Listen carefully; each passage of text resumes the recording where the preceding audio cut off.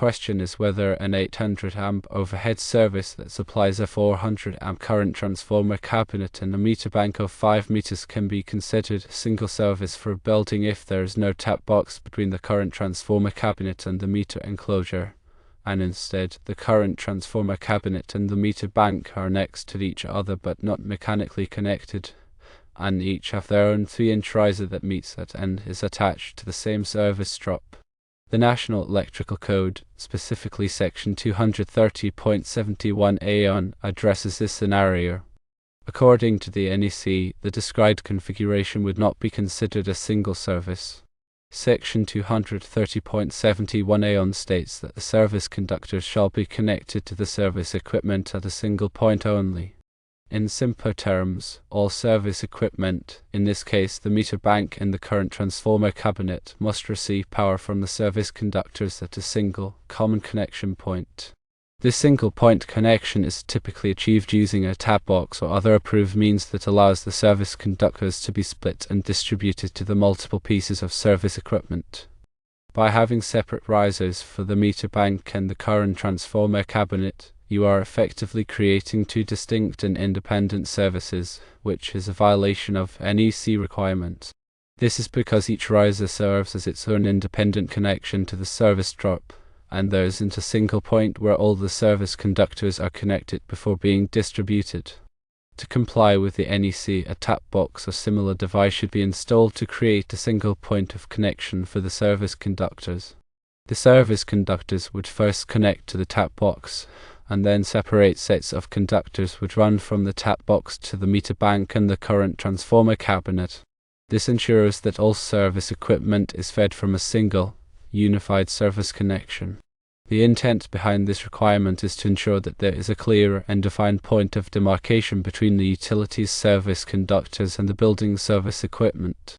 This simplifies coordination and maintenance and ensures that all service equipment can be de-energized simultaneously by disconnecting the service conductors at a single location. If multiple services are allowed without a clear point of connection, it can create confusion and potential safety hazards. Therefore, when installing or modifying an electrical service, it is crucial to adhere to the NEC requirements for a single point of connection. This ensures compliance with the code and promotes electrical safety. In the scenario presented, it is necessary to install a tap box or a similar device to combine the service conductors into a single point of connection before distributing them to the meter bank and the current transformer cabinet. This will ensure that the installation meets the requirements of the NEC and is considered a single service for the building.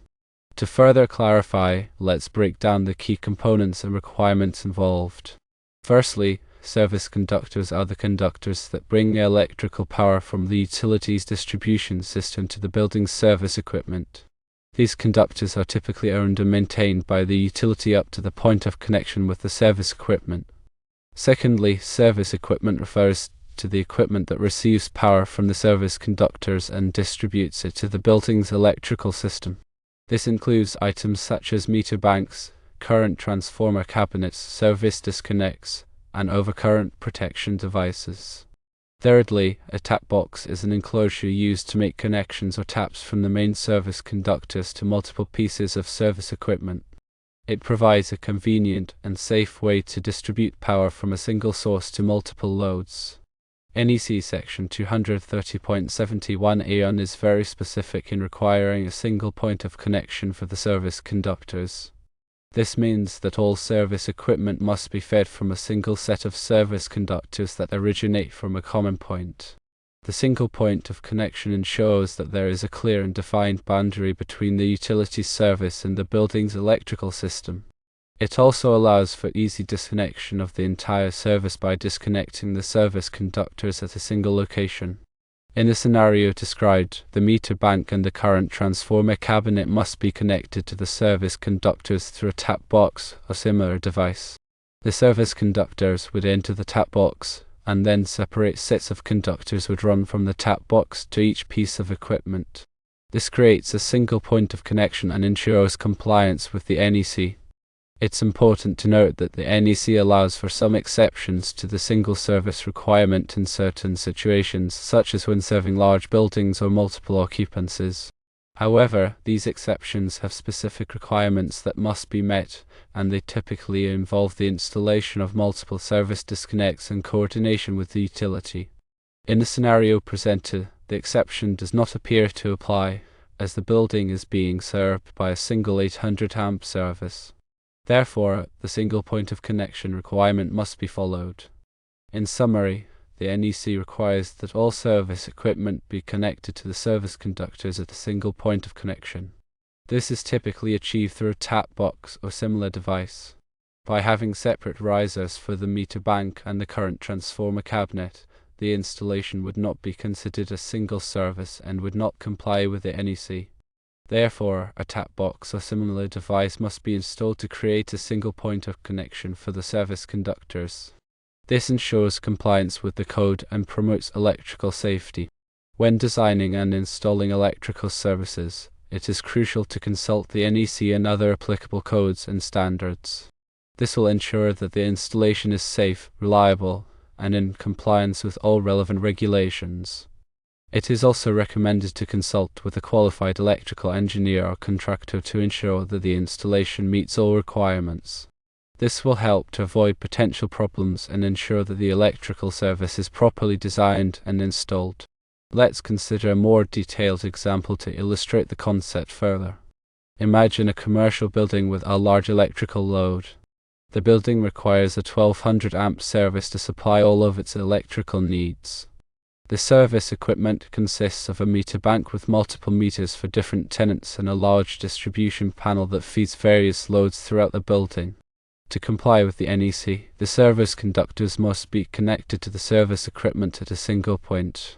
This can be achieved by installing a large tap box or service entrance cabinet. The service conductors would end to the tap box, and then separate sets of conductors would run from the tap box to the meter bank and the distribution panel. The tap box would be sized appropriately to handle the 1200 amp service and would be equipped with suitable connectors and overcurrent protection devices.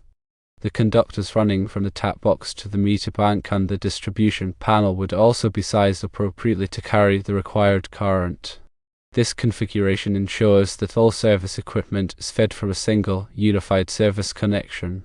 It also allows for easy disconnection of the entire service by disconnecting the service conductors at the tap box.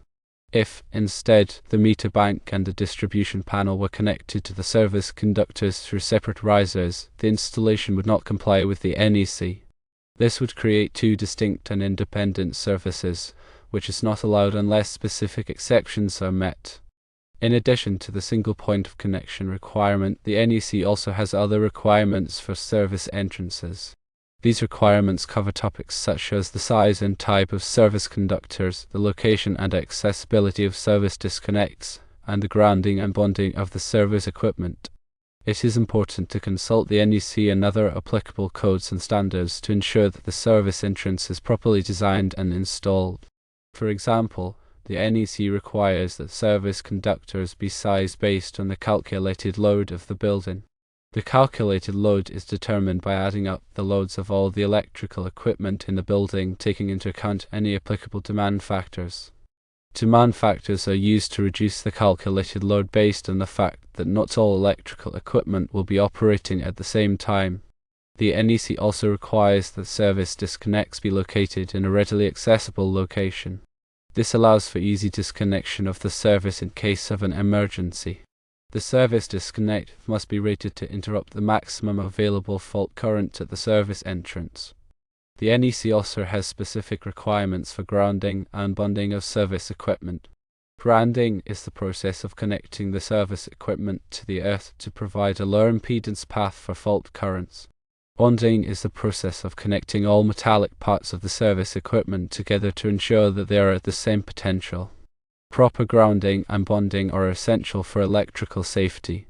In summary, the NEC has specific requirements for service entrances to ensure that they are safe, reliable, and in compliance with all relevant regulations.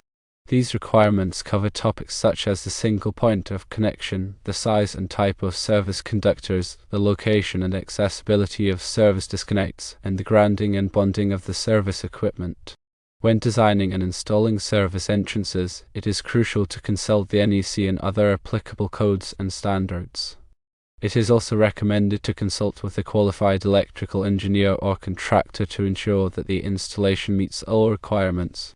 To reiterate the main point, the scenario described, where an 800 amp overhead service supplies a 400 amp current transformer cabinet and a meter bank of 5 meters without a tap box, and each has its own 3-inch riser, does not meet the requirements of the NEC for a single service. The NEC requires that all service equipment be connected to the service conductors at a single point of connection, typically achieved through a tap box or similar device. This ensures that the installation is safe, reliable, and in compliance with all relevant regulations.